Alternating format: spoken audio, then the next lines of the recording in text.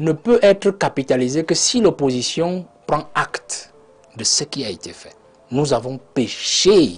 Nous avons péché pratiquement, nous les jeunes. Moi, j'ai demandé aux jeunes d'aller s'inscrire sur les listes électorales et c'est à cœur serré que j'ai dit n'allons plus voter. N'allons plus voter. Parce que je me retrouvais là dans un carrefour. Je vais vous demander de voter quel jeune. Quand je regardais, je me disais, Seigneur, on va soutenir qui là? Vous voyez, des jeunes qui, 4 n'arrivent pas à s'unir entre eux.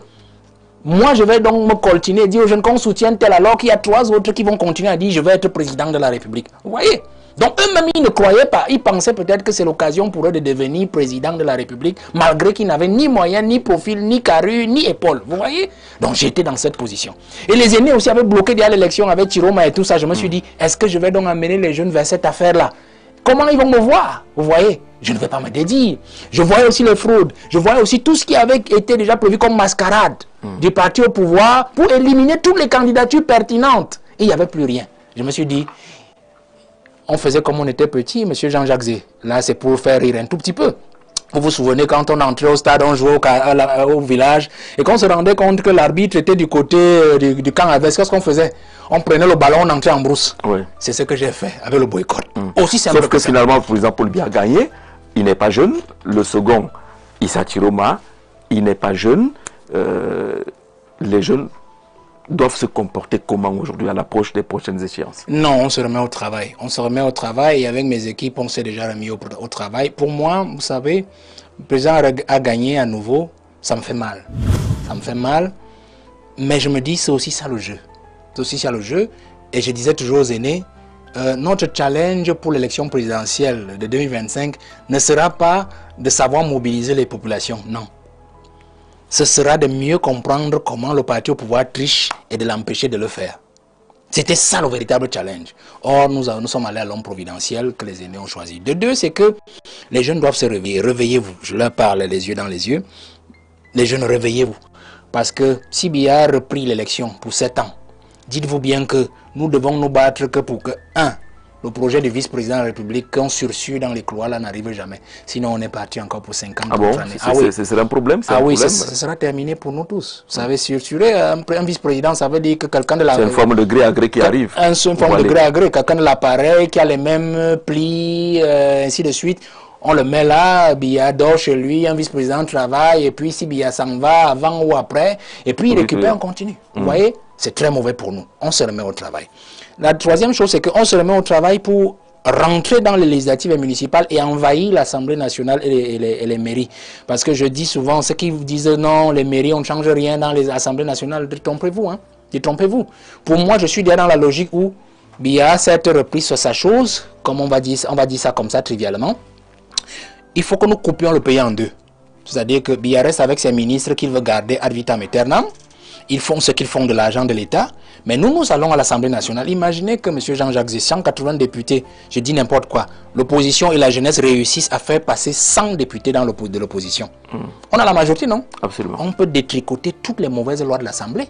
On peut bloquer même le projet de vice-président, puisqu'il doit passer par l'Assemblée nationale, modification constitutionnelle. Et si le président veut passer par une ordonnance, nous la rejetons à l'Assemblée nationale. Vous comprenez? Donc on peut bloquer, créer un contre-pouvoir. Nous pouvons même créer une sorte d'impeachment.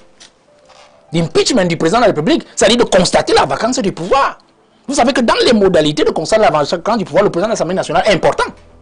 C'est lui qui doit saisir le président du Conseil constitutionnel pour dire que j'ai remarqué que le président est incapable déjà de ceci, de cela. La Constitution est claire. Donc nous pouvons tellement faire des choses à l'Assemblée nationale. Maintenant, pour les mairies, c'est simple. Si nous réussissons à avoir des mairies, bon...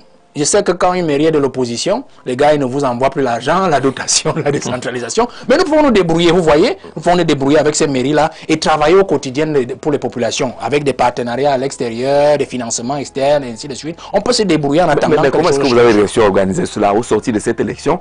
On a l'impression que ceux des jeunes qui sont partis à la course et qui ont terminé avec des scores, je ne vais pas les qualifier ici, sont devenus plutôt l'objet d'une certaine raillerie.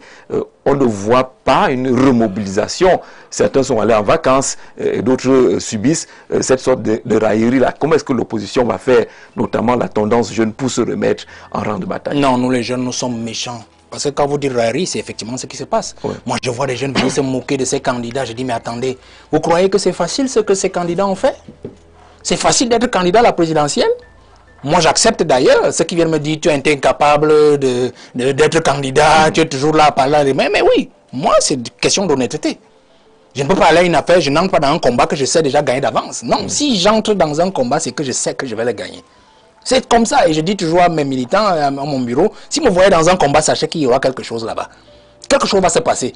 On n'a pas besoin de se moquer de ces jeunes. Au-delà des failles que nous avons identifiées ici, ils ont déjà le mérite d'avoir participé à cette élection.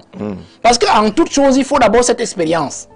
Vous voyez? Maintenant, le problème sera de, est-ce qu'on va faire expérience candidat à l'élection présidentielle? Vous voyez? Mais ils ont déjà ce mérite. Nous avons cette méchanceté dans le milieu jeune. Parfois, je m'amuse parce que je lis tout sur la toile. Les méchancetés qu'on dit sur moi, qu'on dit sur les autres leaders, ainsi de suite. Parfois, vous arrivez, vous voyez un mec qui vient insulter un leader de l'opposition, quelles que soient ses trajectoires. Vous vous dites, mais quelle est cette méchanceté? Ça dit, les gens n'arrivent pas déjà à accepter qu'il y a des gens quand même qui se débrouillent à être là où eux ne peuvent pas être. Il y a des gens, des jeunes qui pensent que c'est eux qui devaient être à la place de tel leader. Oui. Et que comme le leader est là, il faut absolument dire n'importe quoi sur lui. Non. Je crois que les jeunes doivent le comprendre. Personne n'est à la place de l'autre. Vous comprenez? Je suis là où je dois être. Et je le dis d'ailleurs à mes jeunes dans mon parti. L'élection législative et municipale qui s'en vient sera pratiquement le dernier round du guide à la tête du parti Jouvence. À la rigueur, s'il y a une élection présidentielle à mi-parcours avant 2032, je peux encore. Oui. Mais il s'en vient bientôt que je vais me reposer. Je vais me consacrer à moi-même. Je commence à me fatiguer. Donc, je vais me battre pour que nous ayons, au niveau du parti Jouvence, des élus, que ce soit des conseillers municipaux. Si on peut avoir des députés, tant mieux. Vous comprenez? Peut-être c'est les moyens qui nous feront encore défaut. Je ne vais pas me couper la main, vous voyez, parce que tout le monde doit y mettre la main à la pâte. Vous comprenez? Je vais me battre pour cela. Mais au bout de cela, je pense déjà à me reposer. J'ai dit aux jeunes, prenez le tour du parti. Prenez le tour du parti pour que le moment venu, quand je dirai je me retire, que vous puissiez continuer le combat. Madame, ça va pour prendre une gorgée d'eau et on salue notre partenaire.